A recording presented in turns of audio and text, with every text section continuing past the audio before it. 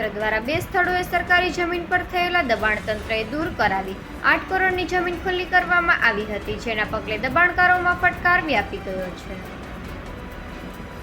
પોરબંદરના છાયા વિસ્તારમાં 2 એકર જમીન હાજા કચરાને તાત્કાલિક જૂનાગઢ કલેક્ટર દ્વારા તારીખ 18/9/1971 થી નવી સરકારી નાળિયેરી પ્લાન્ટેશન યોજના હેઠળ ફાળવવામાં આવી હતી. પરંતુ હેતુ મુજબ નાળિયેરીનું વાવેતર કરવામાં આવતું ન હતું, જેથી જમીન પડતર સ્થિતિમાં આવેલી હોવાથી કલેક્ટર દ્વારા 18/2/2012 થી જમીન શરત ભંગ કરી સરકાર હસ્તક ખાલસા કરવામાં આવી હતી.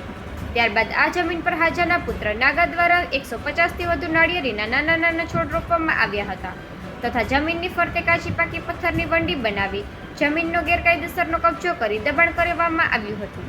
આથી તંત્ર દ્વારા દબાણ કર હાજા કચરા દબાણ સ્વૈચ્છિક રીતે 7 દિવસમાં દૂર કરી જમીનનો કબજો સરકાર હસ્તક સોંપવા તારીખ 25/10/2024ની નોટિસમાં જાણ કરવામાં આવી હતી.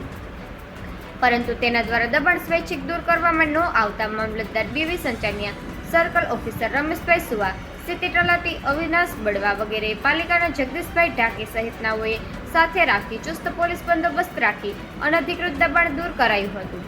અંદાજે 6 કરોડ 2 લાખની કિંમતની સરકારી જમીન પર દબાણ દૂર કરવામાં આવ્યું હતું.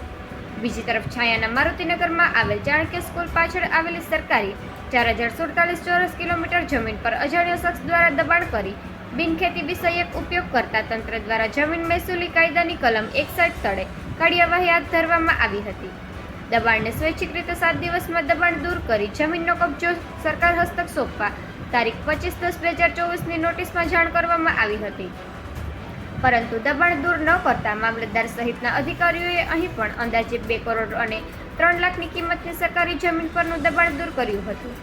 તંત્રના પગલાંને લઈને દબાણકારોમાં ફટકાર વ્યાપી ગયો છે. પોરબંદર ટાઈમ્સ.